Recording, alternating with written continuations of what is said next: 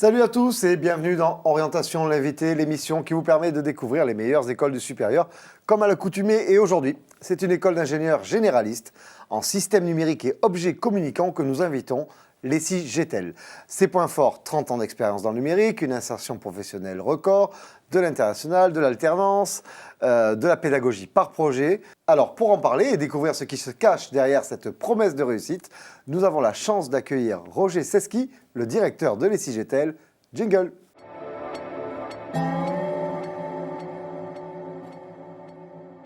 Roger, bonjour. Bonjour. Merci d'avoir accepté notre invitation pour mieux découvrir l'ESSI GETEL.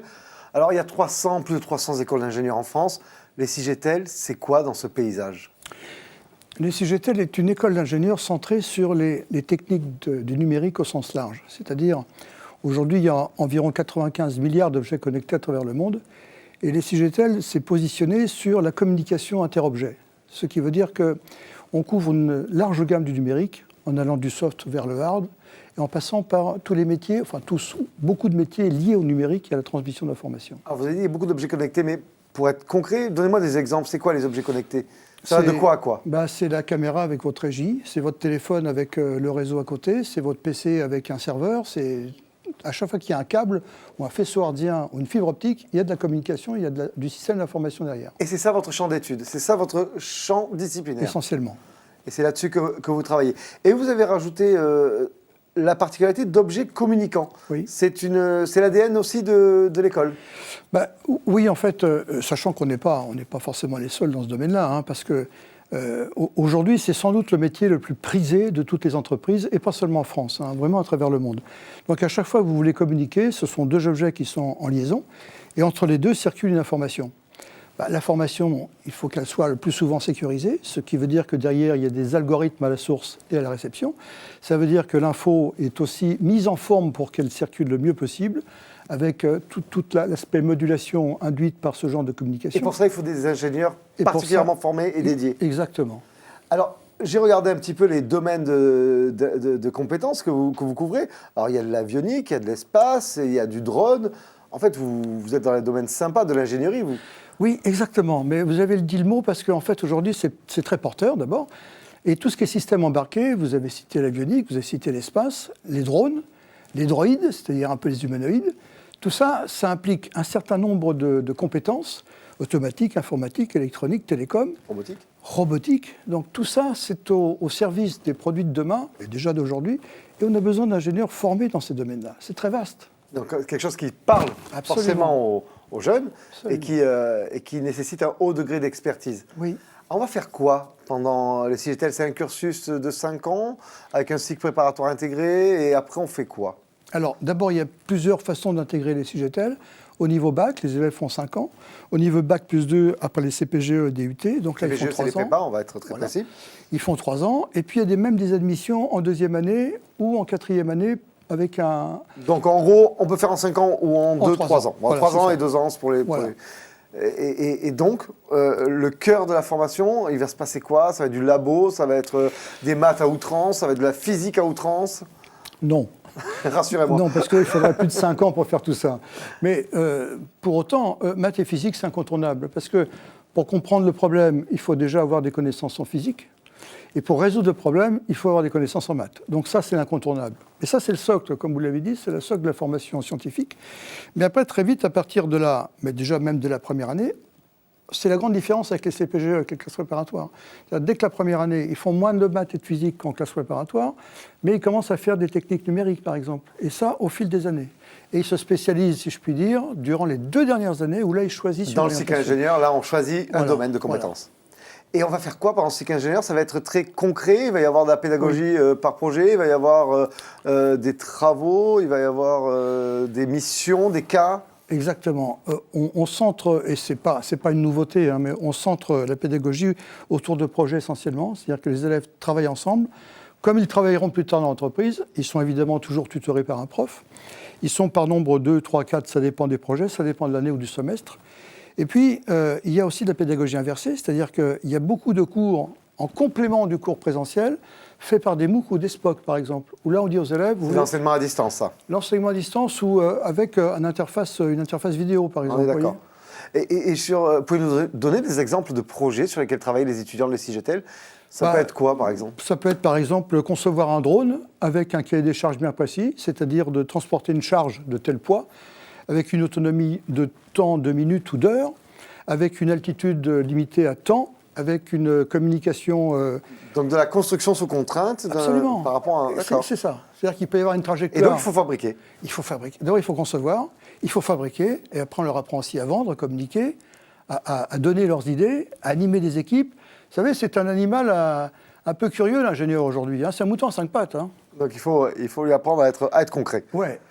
Un mot sur la partie stage. J'imagine que dans le cycle ingénieur, vous favorisez l'immersion en entreprise. Oui, en 4e année, les 4 derniers mois sont consacrés à un stage en entreprise. Et là, on va où? Et là, on va dans les... Alors, il y a un autre stage de 6 mois durant la dernière année, c'est le dernier semestre. Et là, les recruteurs sont très intéressés parce que ça fait 6 mois d'abord.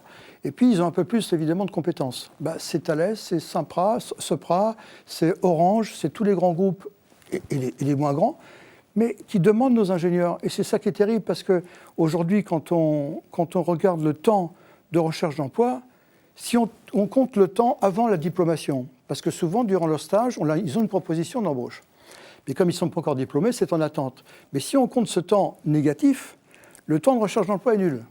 À 98%, c'est du CDI. Vous anticipez mes questions sur l'embauche, mais ce n'est pas grave. Vous êtes marié sur le campus de l'EFRE. L'EFRE, c'est une autre grande école d'ingénieurs. Ça fait quoi, ça apporte quoi d'avoir des possibilités de synergie avec une autre école comme l'EFRE sur le même campus à Villejuif pour situer géographiquement l'école? La réponse est dans votre question, je vous remercie. C'est-à-dire que l'EFRE a plus des compétences en informatique disons en logiciel pour faire simple, et donc on va s'appuyer, on va chercher des compétences à l'EFRE, parce que nous on a besoin de l'objet un peu matériel et de l'objet software. Matériel, on est un peu différent, mais tout ce qui est logiciel, on a aussi évidemment nos propres informaticiens. Donc ça veut dire que les étudiants travaillent ensemble, ça veut dire que les professeurs se croisent, ça veut dire que... Il y a des collaborations. Les 2 premières années et demie... Il y a la recherche aussi. Les 2 premières années et demie sont communes entre EFRE et CIGETEL. Et ensuite, à la fin de la 2e année, ils choisissent une des 2 écoles avec une des majeurs. On appelle ça les majeurs ou les spécialités. Aujourd'hui, il y en a 8, demain, il y en aura 10, parce que les flux augmentent. Donc ça veut dire que voilà, il y a des alliances et il y a une possibilité d'avoir un choix plus large. Oui. Grâce à cette proximité. Exactement. On va passer, si vous voulez bien, Roger, à la 2e partie de cette émission, qui s'appelle La foire aux questions jingle. Le principe de la foire aux questions est hyper simple. Vous avez droit à des questions courtes et directes et moi, j'ai droit à des réponses courtes et directes. Alors d'abord, qui sélectionnez-vous et comment sélectionnez-vous vos étudiants? Alors, le premier filtre chronologique, si je puis dire, c'est par APB, évidemment. C'est des bacheliers S et puis quelques bacheliers ES, spécialité maths en terminale, et spécialité STI 2D aussi en terminale. À travers le concours Alpha. À travers le concours Alpha, exactement. Qui est un concours commun à plusieurs écoles. Exactement. Donc quand on veut candidater à l'ESCIGETEL, on passe par Alpha. Mais on peut arriver plus tard, vous l'avez dit. Donc... Oui, on peut arriver après le 2e flux en nombre, si je puis dire, c'est l'intégration dans le cycle ingénieur, où ils font 3 ans. Et là, ce sont des élèves de classe préparatoire, MPPC, PSI, quelques PT aussi. Donc ça, c'est la banque 3A. Et puis quelques DUT. D'accord. Donc des voies multiples pour accéder. Oui. L'international existe-t-il dans cette école d'ingénieurs et combien de temps part-on? Alors là encore, on profite, si je puis dire, de tout l'acquis de l'EFRE, qui a commencé l'international il y a bien longtemps, peut-être une des premières écoles. Et donc on s'appuie un peu sur le réseau effrayien, si je puis dire. On a augmenté le nombre de partenaires avec l'Asie, avec l'Afrique, avec les États-Unis, etc. Et donc là, on a le choix, les élèves ont le choix. Ils peuvent partir déjà tous au minimum 3 mois en 3e année, première année du cycle ingénieur, et de l'an prochain, ils partiront au moins 6 mois, toute une promo. Ce qui n'est pas neutre dans une école d'ingénieurs. Oui. Est-ce qu'il y a des filles dans l'école? Trop peu. On ne peut pas pécho alors. Ils doivent être autour de 15%. Bon, il va falloir y remédier. On y essaye. Il faut attirer les filles vers les études scientifiques. Oui. Vos taux d'embauche à la sortie? Là, c'est là l'indicateur majeur pour nous. C'est Je vous dis, c'est 98% CDI dès la sortie de l'école. On compte 0, même on est un peu gêné des fois dans les enquêtes. C'est qu'on devrait mettre 0, mais le système, le serveur n'accepte pas le 0. On est obligé de mettre 0,1. Mais c'est vraiment 0, c'est-à-dire qu'ils sont happés. Ils sont happés. Ils sont happés. Et on vient les chercher. Absolument. Et justement, quelles sont les entreprises qui sont des SIG-télophiles, qui adorent ça et qui viennent chercher vos diplômés? Alors, comme on a un ADN qui est historiquement centré sur les réseaux, les grands groupes comme Orange, par exemple, sont très preneurs. Ils sont fans. Ils sont fans. Et même toutes les entreprises qui sont liées à Orange sont très fans. Les informaticiens aussi. Et puis, de plus en plus, maintenant, Thales, par exemple, ou les groupes aussi de consulting. Vous voyez, Safran, par exemple, ils viennent nous demander des élèves parce que c'est pas qu'on est forcément meilleur que les autres, encore que. Il n'empêche qu'ils sont très au courant des techniques modernes. Et l'entreprise, aujourd'hui, elle a besoin de ça. Parfait, Roger, on va passer à la troisième partie de l'émission, si vous le voulez bien. Ça s'appelle la question qui tue. Jingle.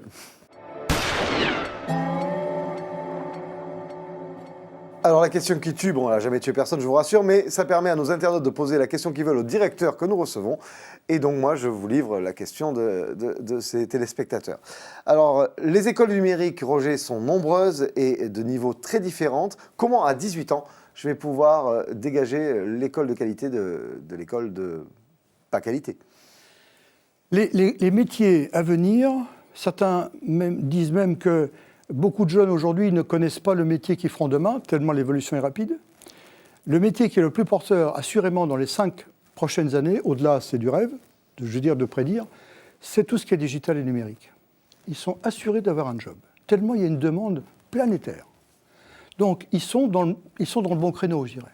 Ceux qui veulent faire des techniques numériques modernes, tout ce qui est communication, tout ce qui est réseau, tout ce qui est informatique au sens large, tout ce qui est les TIC au sens large, c'est l'une des écoles qui peut leur rendre le plus grand service. Très bien, même pas mort. Donc, on va passer à la dernière partie de cette émission, les 30 secondes pour convaincre. Jingle. Le principe est encore plus simple, je disparais, je vous laisse la parole, vous avez 30 secondes pour nous expliquer en quoi les SIGETEL est une belle opportunité d'étude. Mais par contre, au bout de 30 secondes, vous serez coupé par un gong qui sera intraitable.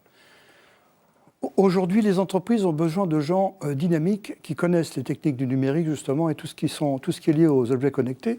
L'ingénieur de demain, non seulement il doit réfléchir, concevoir, fabriquer, vendre, communiquer, animer, mais en plus, s'il a des compétences techniques et scientifiques pour ce faire, il aura toute liberté et toutes les possibilités pour choisir le job qui l'intéresse, d'autant que, aujourd'hui, différemment qu'hier, il aura à changer plusieurs fois d'entreprise, de service d'abord, d'entreprise, de région, de pays, voire de pays. C'est-à-dire qu'aujourd'hui, le nombre d'élèves ingénieurs qui partent à l'étranger va croissant.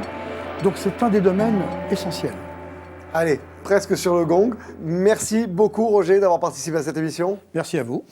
C'était très agréable et je trouve ça vivifiant d'entendre des résultats d'insertion professionnelle d'une école d'ingénieur comme la vôtre. Ça fait du bien. Et quant à moi, il me reste à vous dire à très vite pour une nouvelle émission d'orientation L'invité. Bye bye, ciao.